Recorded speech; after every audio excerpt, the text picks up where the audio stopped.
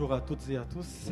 Béni soit le nom du Seigneur qui nous réunit encore en ce lieu. Et c'est en son nom que nous voulons vous accueillir, à vous qui êtes présents avec nous ce matin et aussi à ceux qui nous suivent depuis chez eux sur Internet. Nous voulons vous saluer et vous accueillir dans le nom de notre Seigneur Jésus-Christ. Ce matin encore, nous voulons faire monter vers lui un culte d'adoration et de reconnaissance pour la vie qu'il nous a renouvelée. Sa parole dit que la bonté et la fidélité du Seigneur se renouvellent chaque matin. C'est le prophète Jérémie dans le livre des Lamentations qui a reconnu ça dans une période difficile de sa vie. Il a vu la bonté du Seigneur. Et ce matin, il nous a renouvelé le souffle de vie. Et cela veut dire que le Seigneur encore veut que nous vivions encore et qu'il veut encore continuer la route avec nous. Il a décidé ainsi. Et ce matin, nous voulons le bénir. Je vous propose de commencer ce culte par ce chant qui dit « Qui est semblable à toi, au lion de la tribu de Juda, l'agneau immolé ?»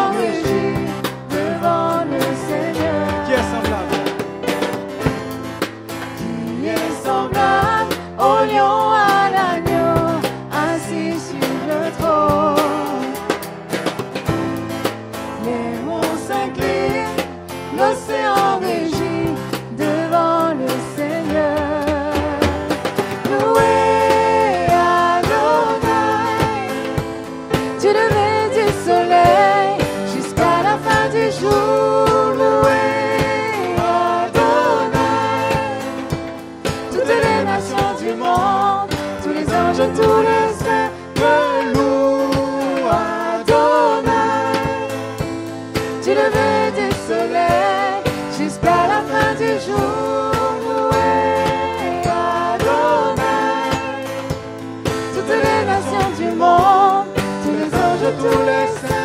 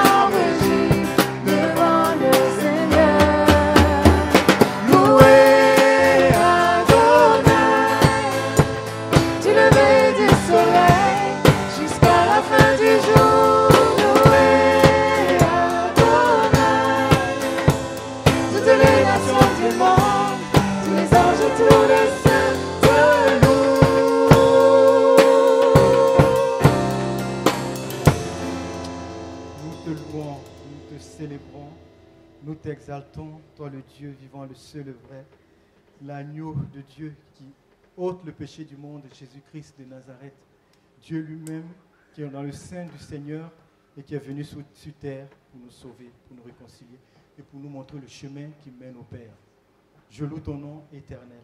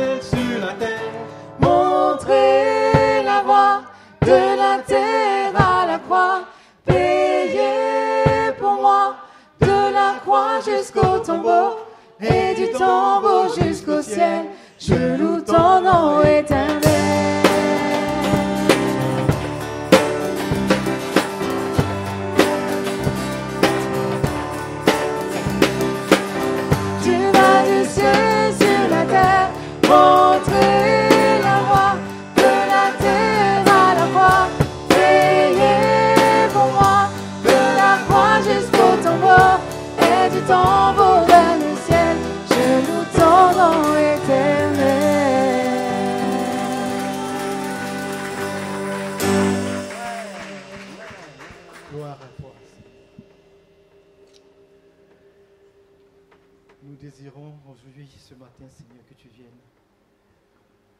que tu couronnes nos louanges, Seigneur. Nous voulons une louange, que tu agrées, une louange selon ton cœur, Seigneur. Et nous désirons une seule chose, Seigneur. Alors que nous chantons, viens transformer nos vies.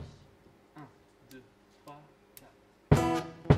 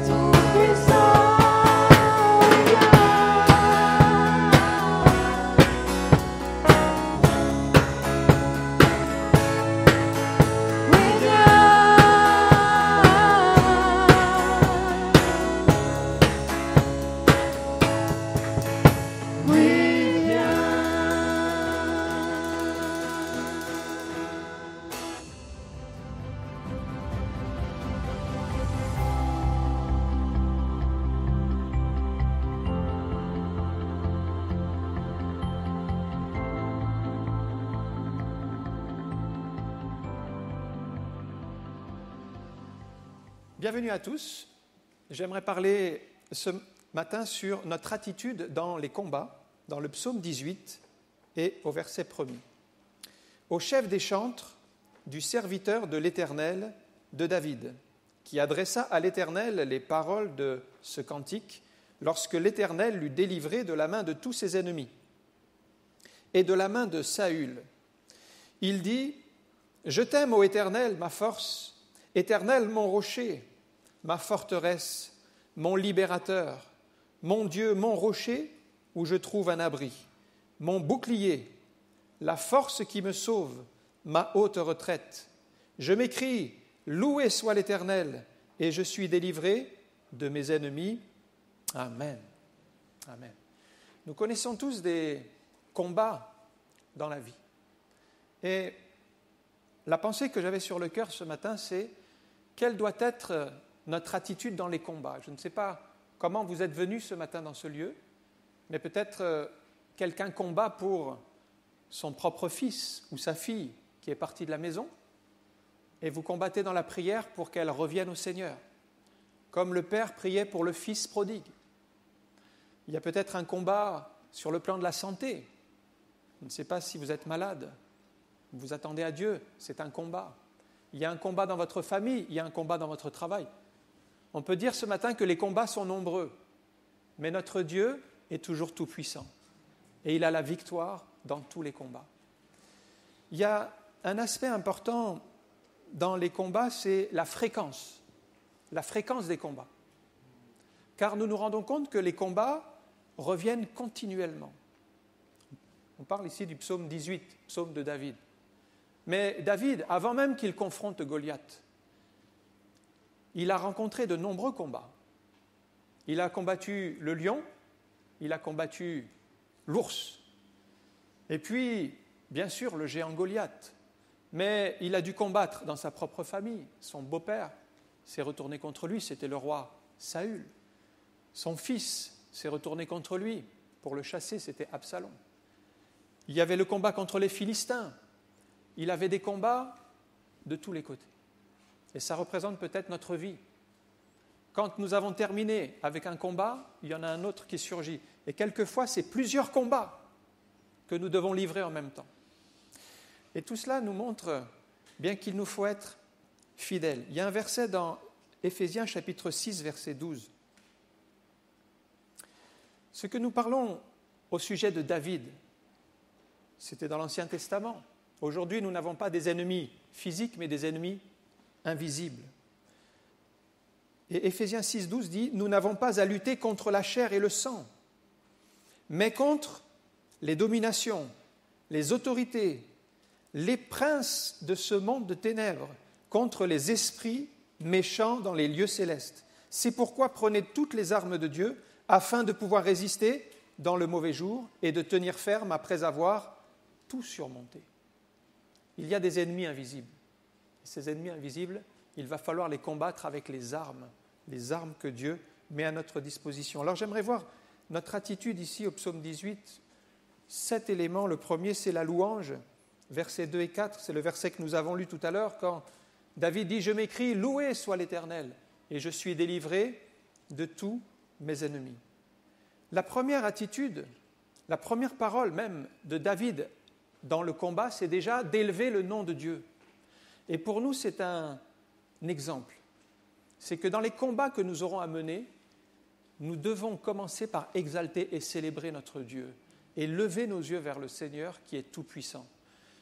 Avant même de se plaindre, d'exposer sa situation à Dieu, de dire combien ses ennemis sont nombreux, de dire combien sa situation est désespérée, combien tous l'ont abandonné, qu'il se retrouve seul. Et il pourrait faire une liste très importante de tous les combats et de toutes les situations qu'il traverse.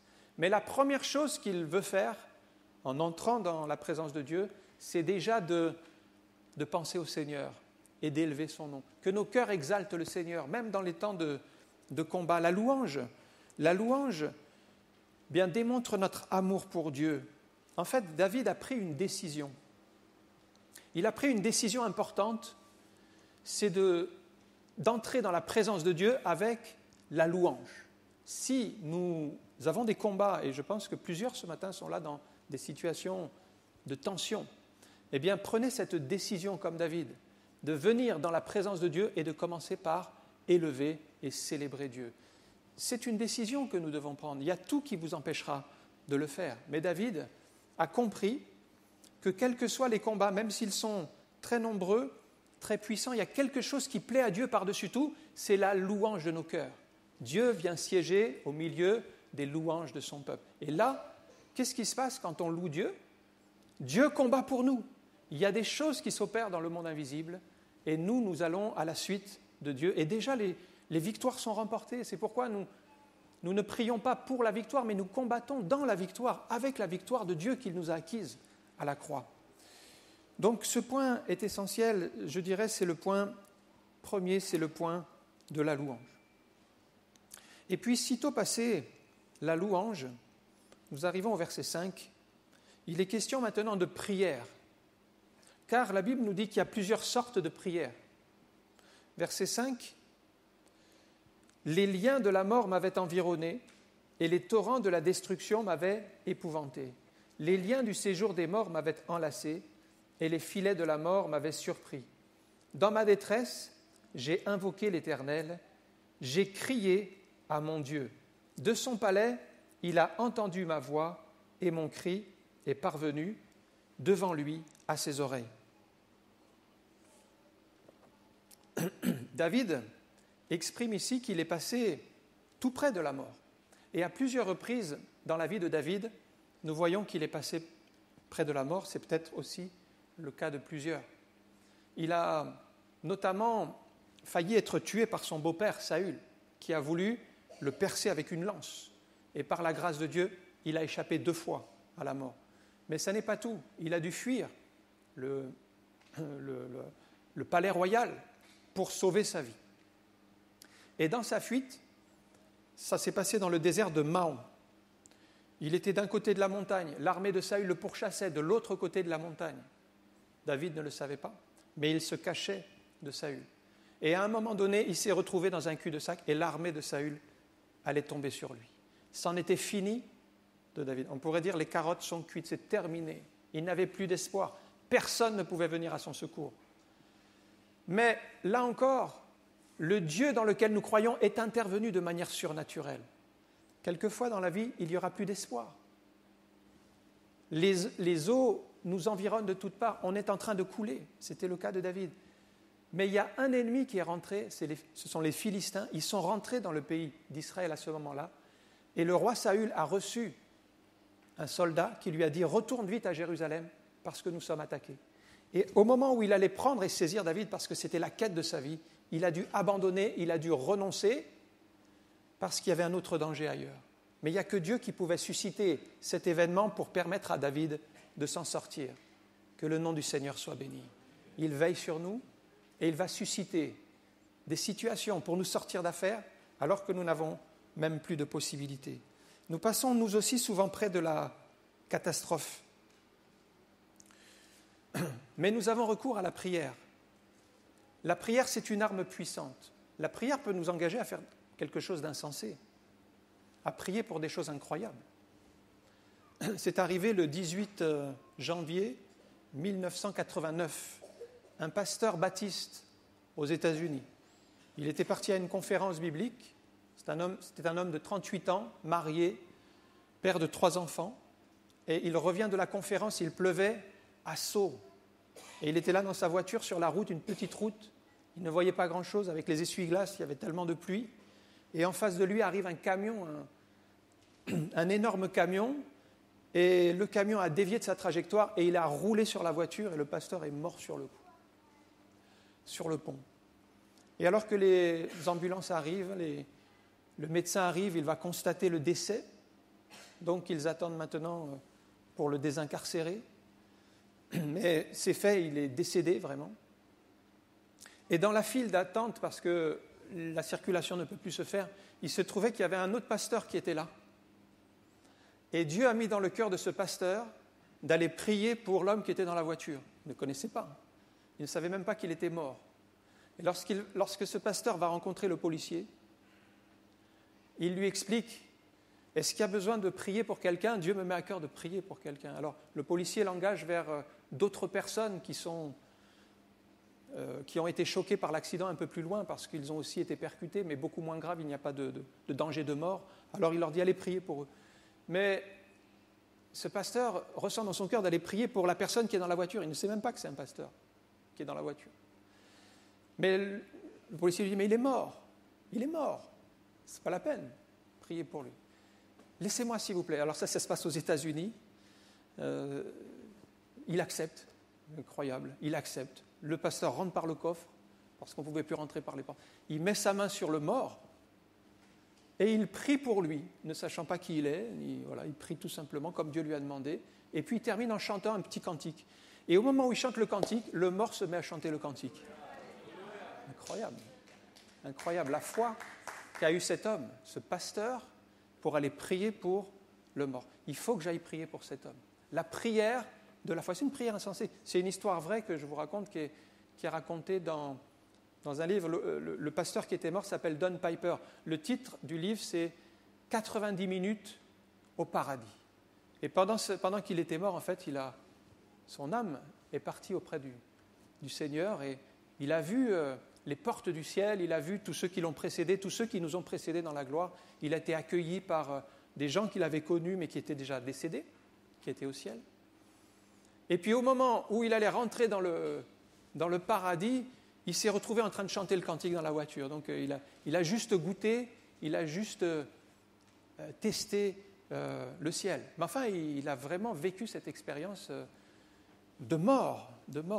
C'est pourquoi ça a été vraiment confirmé, attesté par le médecin. Alors, quand il est sorti de la voiture, en disant « mais il chante dans la voiture, il n'est pas mort », alors personne ne le croyait, et puis ils sont allés voir, ils ont tâté son pouls, il était revenu à la vie. Et puis après, ça a mis plus de, je crois, une année, le temps que son corps soit... il a été soigné, il ne pouvait plus marcher, enfin il avait été écrasé complètement. Il a fallu bien plus d'une année pour qu'il puisse retrouver la marche et retrouver son service dans l'Église. Il a été pasteur. Et ceci nous montre que la prière est entendue. Vous voyez, on a lu tout à l'heure, de son palais, il a entendu ma voix. Il a entendu ma voix. La prière va peut-être nous pousser à faire des choses insensées. Mais sachez que Dieu nous entend. Il entend notre voix. Le troisième point, c'est le verset 19. C'est notre vigilance dans le combat. Il m'avait surpris. Il parle de ses ennemis, David. Il m'avait surpris au jour de ma détresse, mais l'Éternel fut mon appui. Une autre version dit, il m'attendait au jour du malheur. La vigilance. La plupart des chrétiens, en fait, ne prient qu'occasionnellement, quand ils ont le temps, quand ils y pensent. C'est une erreur. Nous devons savoir qu'il y a des ennemis qui nous attendent. Il faut être vigilant. Et je dirais chaque jour. C'est pourquoi nous vous recommandons de prier chaque jour, d'avoir un temps avec le Seigneur, de chercher sa face, particulièrement le matin. La première chose que la plupart des gens font le matin, c'est écouter les informations, consulter les mails, répondre au WhatsApp, aux messages, aux trucs. Mais notre première pensée le matin, nous chrétiens, elle ne doit pas être tournée vers les choses de ce monde. Elle doit être tournée vers les choses de Dieu. Que nos pensées s'élèvent vers Dieu. Et présentons dans la prière cette journée au Seigneur. Parce que, nous le voyons, ils m'attendaient, ils m'ont surpris. Mais ne vous laissez pas surprendre. Si vous avez préparé la journée, si vous avez tout mis entre les mains du Seigneur, eh bien vous ne serez pas surpris. Il y aura des oppositions, il y aura des combats, mais il y aura des opportunités, il y aura des bénédictions. Tout cela, nous le mettons devant le Seigneur et nous nous attendons à sa grâce. On remet toute la journée entre les mains du Seigneur. Regardez le psaume 118, verset 24. Voici ce que dit le psalmiste. C'est ici la journée que l'Éternel a faite. Qu'elle soit pour nous un sujet d'allégresse et de joie. Mais quand est-ce qu'il fait cette prière ? Il fait cette prière au moment du réveil. Il ne fait pas cette prière à 11h du soir. Voici, ah non, c'est trop tard, la journée elle est passée. Priez le matin, passer un temps dans la présence de Dieu, c'est vraiment important. Je lis un autre verset de Jésus, cette fois-ci dans Jean chapitre 12 et au verset 35, parce que Jésus nous recommande d'être vigilants chaque jour. La lumière est encore pour un peu de temps au milieu de vous, marchez pendant que vous avez la lumière, afin que les ténèbres ne vous surprennent point. Ça, c'est nous. Celui qui marche dans les ténèbres ne sait où il va. Que les ténèbres ne vous surprennent point. Pourquoi ? Parce qu'il y a une activité dans les ténèbres que nous ne voyons pas, que nous ne connaissons pas. C'est caché à nos yeux. Mais dès le matin, alors que vous préparez la journée et que vous remettez tout cela entre les mains du Seigneur et vous priez, si vous ne savez pas quoi dire, vous pouvez prier en langue. L'apôtre Paul disait « Moi, je prie en langue plus que vous tous ». Mais quand est-ce que l'apôtre Paul priait en langue ? Dans son culte personnel. Parce qu'il disait « Au milieu de vous, j'aime mieux dire quelques paroles en langue compréhensible plutôt que des milliers de paroles en langue ». Donc dans le culte personnel, il priait en langue. Vous pouvez prier en langue. Et à ce moment-là, la journée est entre les mains du Seigneur. Vous voyez ? Jésus nous recommande parce qu'il y a des ennemis dans l'ombre. Alors, pendant que vous préparez la journée, il y a des ennemis. Alors, on ne parle plus de Saül, on ne parle pas des Philistins, mais il y a d'autres ennemis invisibles. Jésus dit, ils sont dans les ténèbres. Et ils sont en train de préparer la journée aussi pour vous. Ils sont en train de préparer des pièges. Ils sont en train de préparer des échecs, des difficultés. Ils sont en train de préparer. J'ai remarqué que la plupart d'entre nous, on sait préparer les choses. Quand il s'agit d'un mariage, qu'il faut préparer un mariage, alors on sait organiser, on sait prendre le temps, on sait planifier. Quand on arrive à la retraite, on sait préparer Quand on fait un voyage, on sait préparer un voyage. On sait toujours s'organiser pour préparer. Mais quand il s'agit de préparer sa journée, on n'a pas le temps, on est trop pressé, alors que c'est fondamental. Prenez un temps chaque matin dans la présence de Dieu, préparez la journée. Et comme ça, vous ne serez pas surpris. Il y a un autre élément que je voulais mentionner, se trouve dans 1 Thessaloniciens chapitre 5, verset 3. Être vigilant dans les derniers jours, quand les hommes diront paix et sûreté, alors une ruine soudaine les surprendra. Il ne faut pas que nous en soyons surpris. Comme les douleurs de l'enfantement surprennent la femme enceinte, et ils n'échapperont point. Frères, vous n'êtes pas dans les ténèbres pour que ce jour vous surprenne comme un voleur. Oui, Jésus nous a dit qu'il y a des signes qui vont précéder le retour du Seigneur. Vous les connaissez ? Ces signes, il y aura des guerres, il y aura des famines, il y aura des faux Christ qui s'élèveront, il y aura des pestes qui surviendront, et tout cela s'accentuera jusqu'au moment du retour du Seigneur. C'est pourquoi nous ne devons pas être de la nuit de ceux qui dorment, mais nous ne devons pas être surpris par ces choses. Vous voyez les pandémies qui arrivent dans le monde, toutes ces choses qui bouleversent la terre, nous ne sommes pas surpris. Nous sommes prêts à la rencontre de Dieu. Le Seigneur peut revenir. Voilà, il faut être prêt, toujours vigilant. Et donc, toutes ces choses nous montrent que cela peut arriver d'un moment à l'autre. Alors, que dit Jésus quand il parle de ces calamités qui vont survenir sur le monde? Il ne dit pas « c'est terminé pour vous, vous n'avez plus qu'à vous cacher, vous allez voir, ça va mal tourner ». Non, il dit simplement « redressez-vous, levez votre tête, votre délivrance est proche ». Voilà, parce que les chrétiens ne sont pas surpris. Ne soyez pas surpris. Les choses vont aller de mal en pis, ne soyez pas surpris. Relevez la tête, votre délivrance est proche. Restez vigilants, restez attentifs aux signes. Un quatrième élément, c'est la droiture de David dans le combat au verset 23 à 27. Toujours psaume 18. Toutes ces ordonnances ont été devant moi et je ne me suis point écarté de ses lois. J'ai été sans reproche envers lui et je me suis tenu en garde contre mon iniquité. Aussi l'Éternel m'a-t-il rendu selon ma droiture, selon la pureté de mes mains devant ses yeux. Avec celui qui est bon, tu te montres bon. Avec l'homme droit, tu agis selon sa droiture. Avec celui qui est pur, tu te montres pur. Et avec le perverse, tu agis selon sa perversité. David a connu ce principe qu'on ne peut pas triompher si on vit dans la duplicité, dans le mensonge. Et c'est pourquoi, quand on parle d'attitude dans le combat, il faut avoir une vie droite devant Dieu, une vie pure, une vie honnête. Si un mari trompe son épouse et qu'il va combattre, eh bien, il n'aura pas de victoire dans le combat parce qu'il est déjà dans la défaite dans sa vie personnelle. Il n'a pas réglé certains problèmes. Si un employé est dans le vol et qu'il veut combattre pour le Seigneur, il n'obtiendra pas la bénédiction. Vous voyez, c'était le cas de Judas. Il était disciple de Jésus, mais il vivait dans le vol. Il volait dans la bourse des disciples. C'était lui, le trésorier. Il volait ce qu'on y mettait pour mettre de côté pour ses besoins personnels. Il volait. Eh bien, il ne pouvait pas vivre dans la victoire.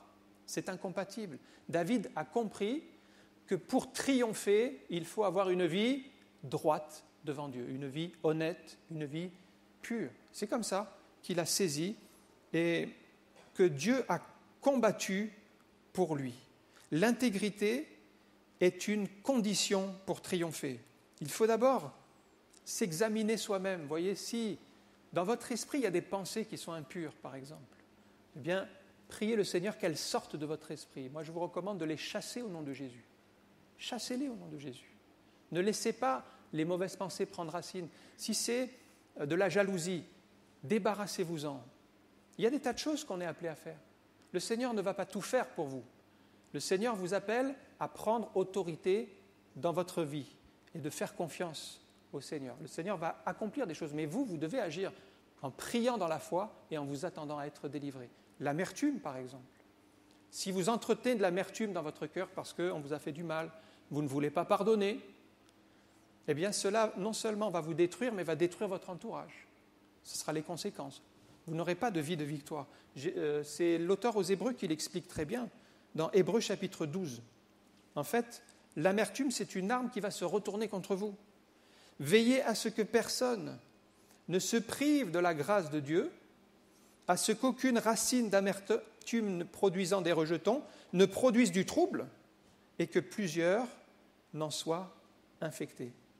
C'est comme un poison, si vous ne l'avez pas traité, si vous n'avez pas pris l'antidote qui est la parole de Dieu, qui va être comme ce lait pur, qui va purifier votre âme, eh bien cette amertume va vous gangréner de l'intérieur, va vous détruire et vous éloigner de Dieu.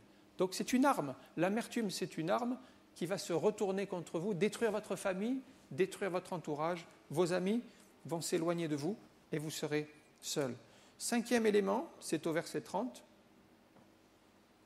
Toujours notre attitude dans le combat, extraordinaire, verset 30, c'est l'audace. Avec toi, dit David, je me précipite sur une troupe en armes. Avec mon Dieu, je franchis une muraille.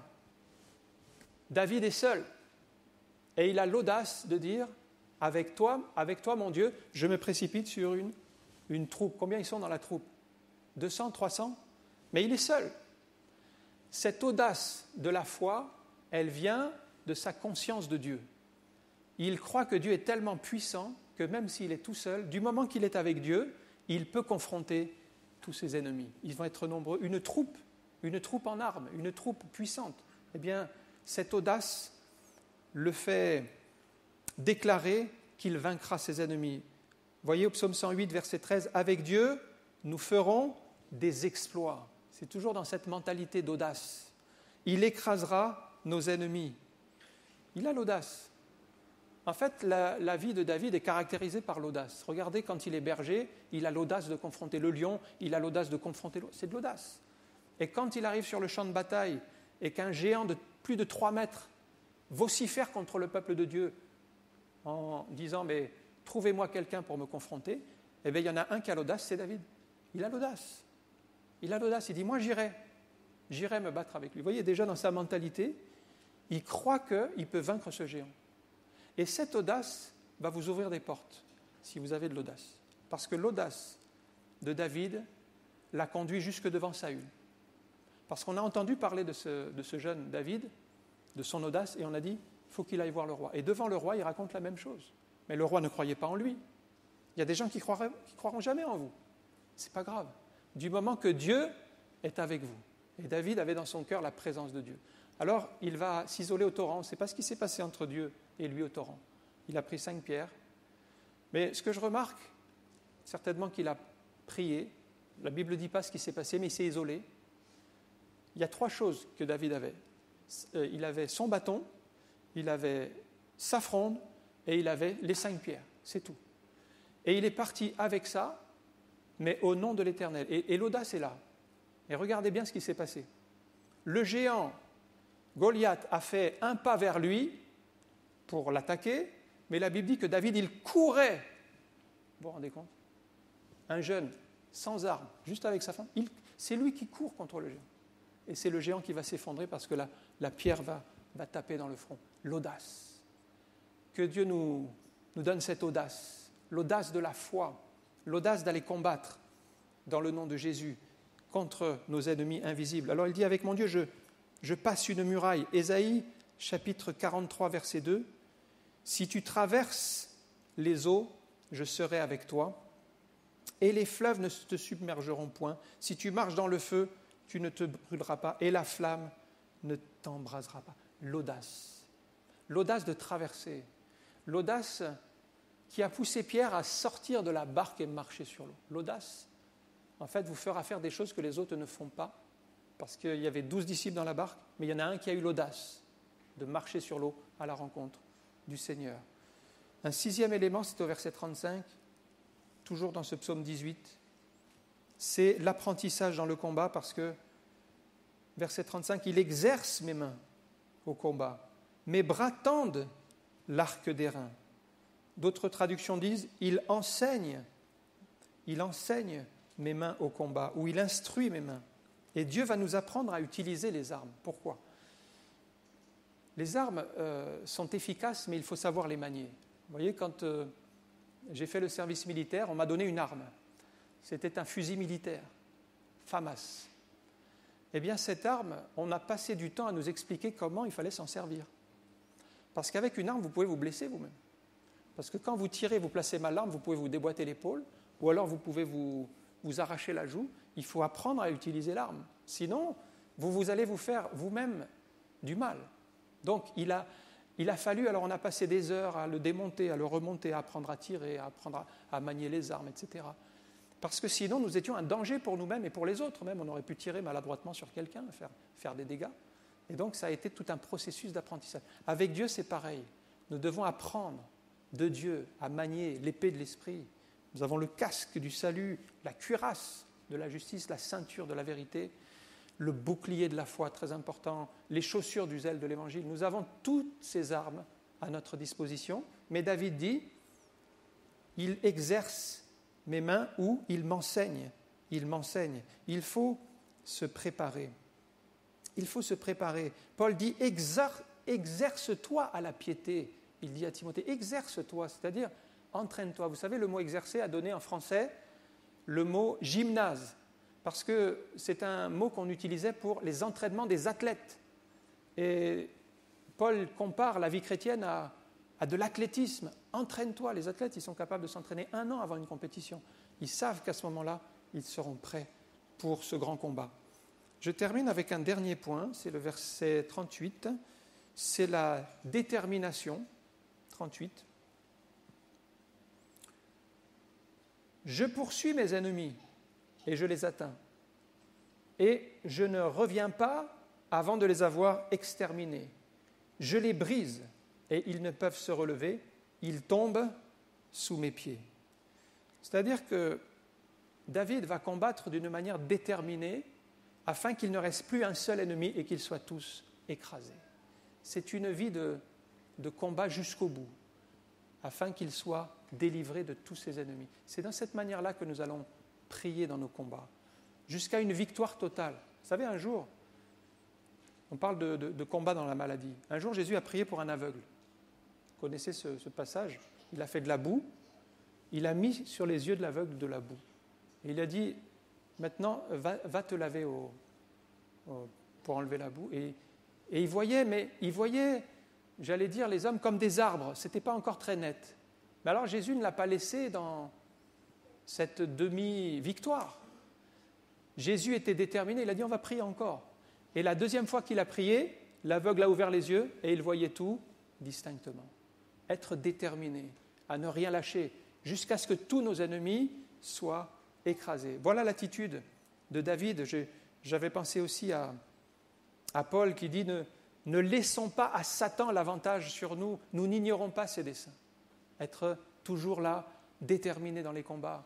Il est déterminé, lui, à nous perdre, mais nous sommes plus déterminés que lui. Il nous faut être dans notre cœur vigilant, toujours à l'écoute de Dieu. Il y avait un homme dans l'Ancien Testament qui s'appelait Caleb. C'était un homme bien âgé, 85 ans. Il avait déjà combattu bien, il avait remporté bien des victoires.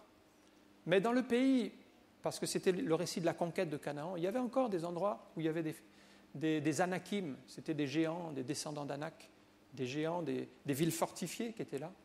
Et cet homme, 85 ans, il dit à Josué, mais donne-moi cette montagne, là il y a encore des Anakim, il y a encore des villes fortifiées, il faut qu'on éradique tout ça, il faut qu'on fasse disparaître tout cela. La détermination. Vous voyez, l'âge n'avait pas amputé dans son cœur ce désir d'aller jusqu'au bout. Peut-être d'autres auraient dit, oh c'est pas grave, laissons-les. C'était des ennemis du peuple de Dieu, laissons-les, c'est pas grave. Non, il a été déterminé pour que le pays soit entièrement à l'Éternel. Ça a été une victoire complète et il a remporté la victoire. Il nous faut la même détermination. Je ne sais pas, peut-être quelqu'un a tendance à baisser les bras en se disant, voilà, je suis malade, je serai toujours malade. Et il n'y a plus cette détermination à s'attendre à Dieu. Ou alors, j'ai raté l'affaire, voilà, ça ne se reproduira plus, mais il n'y a plus cette détermination, on n'a plus l'espoir. Mais Dieu est capable encore d'ouvrir une autre porte. Il est capable encore de guérir, d'agir au-delà de la médecine, de tout ce que le monde propose. Restons déterminés dans le combat. On va prier un instant. Je ne sais pas si quelqu'un est dans ce combat ce matin. Peut-être vous dites qu'il y a trop de combats. Trop de combats. C'est trop difficile, trop souvent. Les ennemis sont trop nombreux. La fréquence est trop importante. Mais retenez ceci, c'est que Dieu combat pour vous. Dieu est avec vous dans les combats. Changez d'attitude. Arrêtez de commencer par vous plaindre, mais commencez par louer le Seigneur comme David. Il a commencé par exalter Dieu. Soyez vigilants, soyez audacieux, soyez déterminés. Ne reculez pas devant l'adversaire. Merci encore Seigneur pour tous ces exemples où David nous montre la bonne attitude. Cette bonne attitude dans le combat, cette attitude de foi, cette attitude où il s'attend à la bénédiction d'en haut. Oui Seigneur, je te prie pour celui ou celle qui est dans le combat où il se sent submergé, où il ne voit pas d'issue, mais Seigneur, nous regardons à toi, nos yeux sont sur toi, c'est toi qui nous donneras la délivrance, parce que la victoire vient d'en haut, vient de l'Éternel. Seigneur, étends ta main, Seigneur. Glorifie-toi alors que nous sommes acculés, peut-être entourés d'ennemis invisibles, mais nous avons recours à la prière, nous crions à toi. Et Seigneur, tu viens de ta montagne sainte, tu viens avec tes anges, Seigneur, tu agis en faveur de tes bien-aimés. Pose ta main sur celui qui est malade, ou sur celui qui s'attend à toi ce matin, celui qui est dans une situation bloquée. Seigneur, il n'y a pas de situation trop difficile pour toi. Oui, Jésus, nous disons, nos yeux sont sur toi et nous te rendons toute la gloire dans le saint nom de Jésus. Amen. Amen. Que le Seigneur vous bénisse.